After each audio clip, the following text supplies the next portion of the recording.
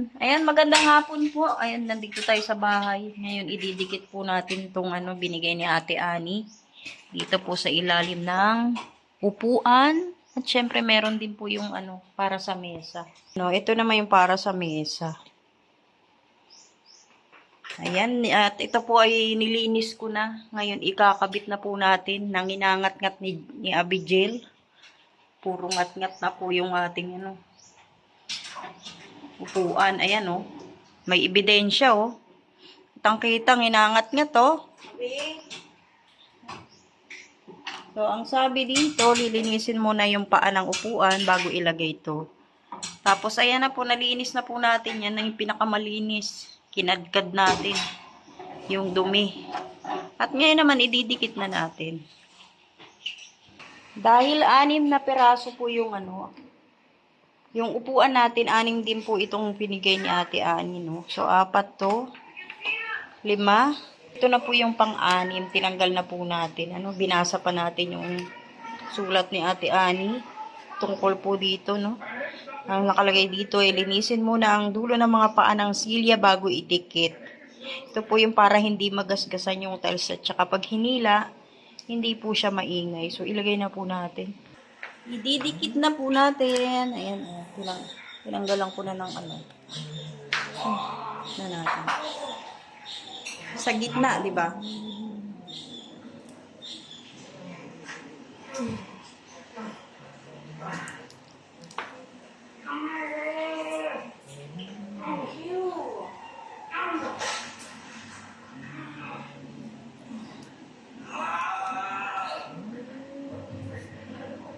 Third one. And the last. Ito na yung last.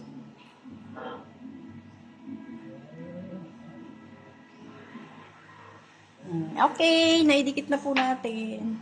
1, 2, 3, 4. So, ayan na po.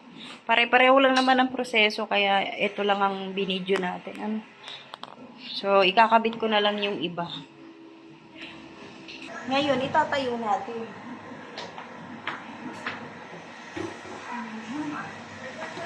Oh, di ba? Oh, hihilain natin. Tingnan natin kung may ingay. Oh, walang ingay. At talagang di nagagasgasan ng ating yung ating tiles. Na po natin lahat yung para po dito sa mesa at saka sa upuan. Medyo nahirapan lang tayo sa mesa, no? Dahil medyo mabigat. Ayan na po, oh. Oh, diba? Ito yung upuan. Meron na siya, oh. Oh. Ngayon, punasan na lang po natin yung mesa para tapos na tayo. Ayan po, ganyan na po yung naging itsura ng kusina namin. Makalat, no? Dahil nilagyan nga po natin ng ng para sa ilalim ng paa. Okay, ayusin na lang po natin yan.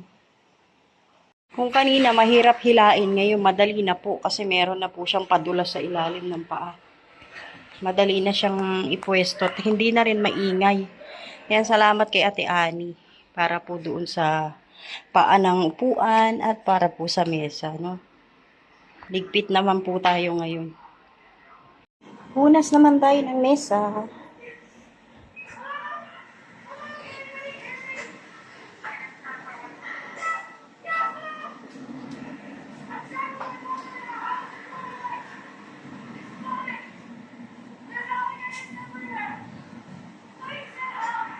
Ayan, oh, malinis na yung mesa natin, oh. Wala nang kalat. Makintab na rin yung salamin. Gio! Ano nangyari sa'yo? Hinihingal ka na naman. Gio!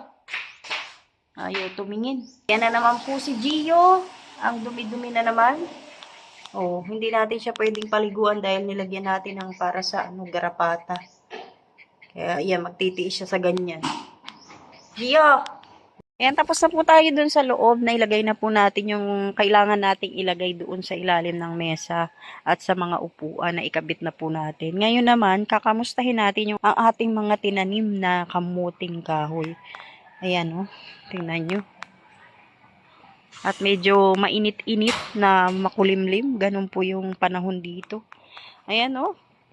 Naku, meron na po siyang nabubuhay po, no? Meron na po siyang dahon.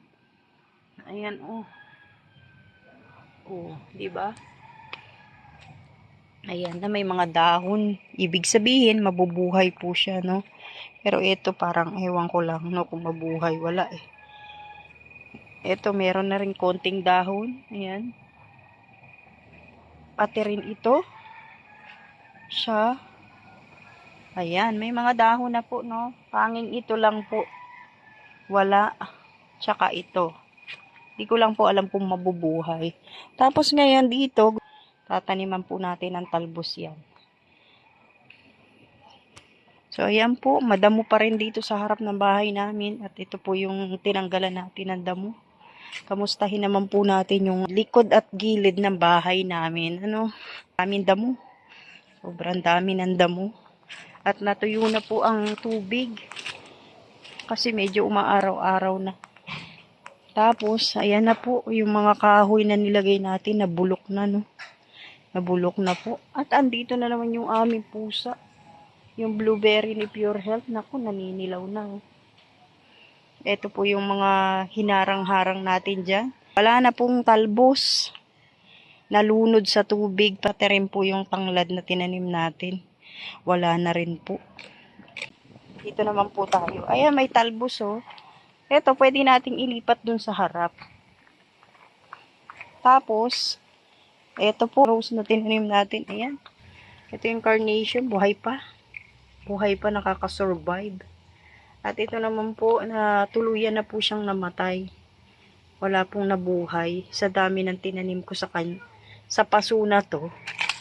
Sa dami ng sangang tinanim ko dito, walang nabuhay. Pero ito buhay. Parang namamatay ah.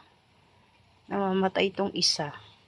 Tapos ito talagang buhay. Tingnan nyo oh. Kasi humaba. No? Lumago yung dahon niya. At ito naman yung sili. Tinanggalan kasi natin to ng dahon. Ayan na po yung bagong tubo ng dahon. Ayan. Yung una po ganito kalalapad yung dahon niya. Ayan. Gaya nga ng sinabi ko, tinanggal po natin yan. No? Tinanggalan natin ng dahon kasi ginamit po natin yan. Pero ito na yung bago. Tapos, ayan, yung water pump natin, humina na po siya. Mahina na po ang tubig papunta po dun sa loob. Mahina na. Naku. Pero ano na, pero hindi na po siya tumutulo. Yun lang kagandahan, hindi na po siya tumutulo. Yun nga lang, yung tubig sobrang hina na. Tapos yung mga kahoy dito, nabulok na. Ito naman po yung likod natin. Puro bulok na po yung mga kahoy. Ito po yung lupa nila Red Sea. Madamo na, no? Madamo na. Tapos may mga ganito. Uy, tumutubo siya, oh. Nagtataasan na po yung damo dito sa likod namin. At yung basura, ayan pa rin po. Pero pwede na siguro nating linisin kasi ano, tuyo na po dito. Ayan, oh. Diba? Kita nyo naman ang epekto, oh. Oh. Meron siyang tubo, oh. Oh, ayan, kailangan natin tanggalin tong mga tinangay ng tubig. Kailangan natin itapon. Ayan. Hali po. Natanggal na natin yung mga yung mga buko.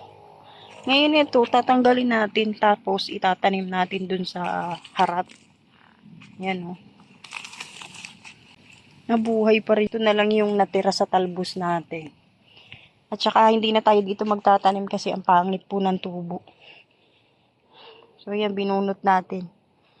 Ngayon, dadalhin natin po doon sa harap at itatanim natin. Habang yung alaga ko makulit. Naninilaw na yung blueberry. Nalulunod eh. Lalagay ko dun sa harap. Bubunutin ko tong blueberry ni Pure Health para hindi manilaw. Para mabuhay pa. Kasi pag dito, pagka bumabaha, ano siya? Naninilaw. Uy, may bunga yung bayabas o kambal. Ayan o. Yan, bubunutin natin to ngayon. Dali mo nga to ate. Sa harap itatanim ko. Asa yung mga aso? Hala, ayun na oh. Palabas na. Ay, patali pala. Bunutin natin kung kaya ko pa. Uy, ayan na, nabubunot na po. Uy, natanggal na po natin. Nabunot ko na. Dalhin ko sa likod. Ay, sa harap. Doon natin na itatanim yung blueberry ni Pure Health. Medyo makulimlim na maambun-ambun po ngayon. No? Yan oh. Diba? Kawawa naman kasi naninilaw. Sayang naman. Gio! Gio! Dito ka pa rin sa labas. Yung isa nandito rin. Vigil. Saan ko ilalagay? Dito natin ilalagay ang blueberry. Yan, dito. Vigil! Dito kami lahat, oh. Dito kami lahat sa labas. Kukuha pa tayong talbos dito. Meron pa ako nakitang talbos dito, eh. Para marami yung tanim natin. Oh.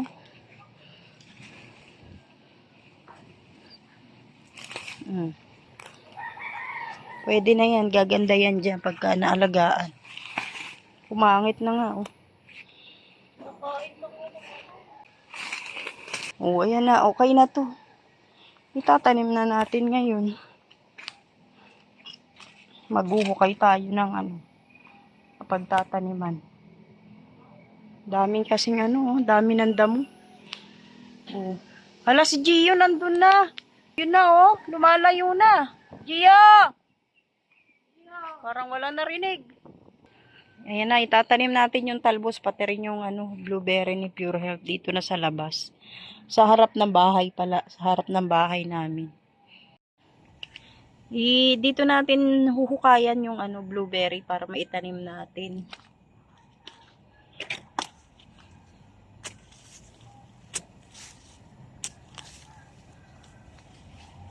Pang ilang lipat na to.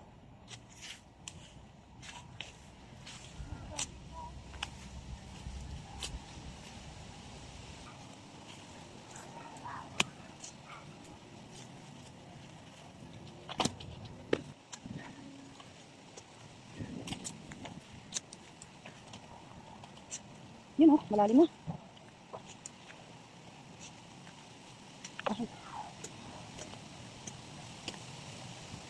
Malalim na po siya, no? Ngayon, ibabaon na natin.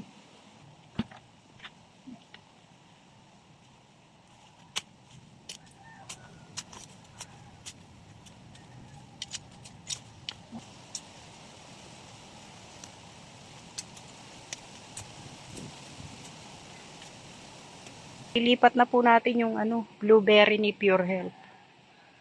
Siguro naman dito hindi na maninilaw yan, no? Magbiberde na ang kulay ng dahon niya. Dito kasi hindi naman binabaha. So magdidire-diretso po yung niya, pagtubo. Ngayon naman maghuhukay naman tayo ng mapagtataniman ng talbos. Ayan. Syempre dito pa din. Dito pa rin sa lugar na to.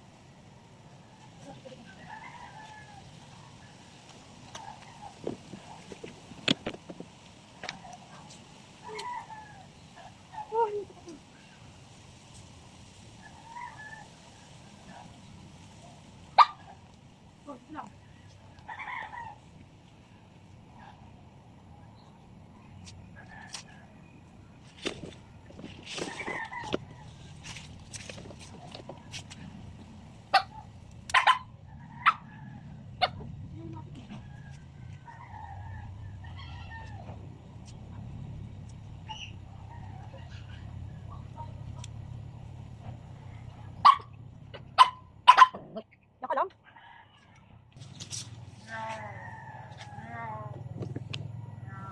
Ayan na, itanim na po natin yung mga talbos. Ayan, nakikita nyo. Tapos, ito na po yung blueberry ni Pure Health. Dito na rin natin inilipat. Kasi ano nga, 'di ba? Na binabaha po sa likod. Siguro naman ngayon, mabubuhay na ng dire-diretso tong talbos natin. Sana hindi rin, wala rin masyadong insekto rito, no? Nakakabutas ng talbos.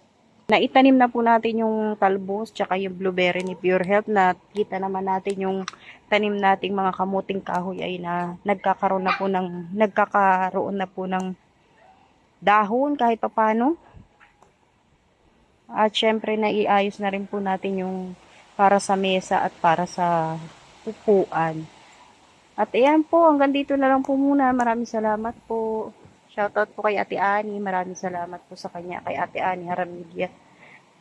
Sa inyo po, sa lahat po ng manonood. Maraming salamat. Umaambon na po. Hindi na po natin diniligan yung bagong tanim natin. Kasi umuulan-ulan naman po.